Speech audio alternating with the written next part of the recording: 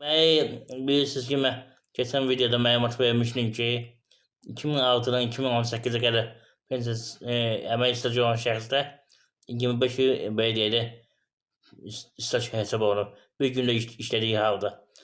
Eyni zamanda birinci qrup əlilləri ilə bağlı həmin qanunda qeyd olunub ki, birinci qrup əlilləri 2006-ya qədər, yəni hər yaş dövrü üçün belə deyək, hər il üçün 4 ay staj hesab olunur 2006-ya qədər.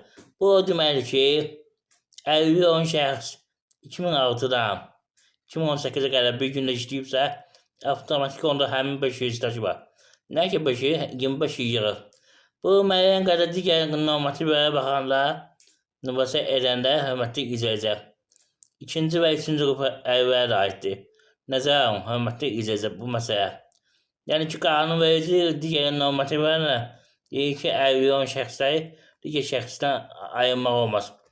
Əgər sən digər şəxslər belə deyək, 25 il əmək stajı sayırsa, 2006-dan 2018-ə qədər işləyirsə, bir gündə o halda sayırsa, 1 manatlı belə deyək, pensiya kapitalı ödəyirsə, o halda hesab edirsənsə, o əlillər də şamil olmalıdır. Zəhmət olmasa bu videonu bəyənin, qoy hamı bilsin. Hörmətli izləyicilər. Əgər bu sizə şamil olmursa, bununla bağlı ərazi üzrə inzibati məhkəməyə müraciət edə bilərsiniz. Hörmətli izləyicilər, nəzərə alın.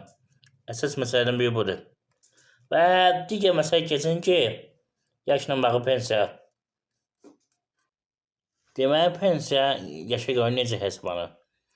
Bir gün hal-hazırda pensiya kapitalı 46.080 manat hesablanır.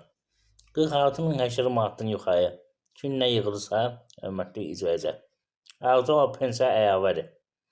Eyni zamanda onu qeyd edin ki, hörmətli izləyicilər, yəni ki, həmin 46.080 manat 144 aya bölünür. Amma qanunverici əsasən hər 6 ildən bir pensiya yaşını çatdıqda pensiya hesablana bilər.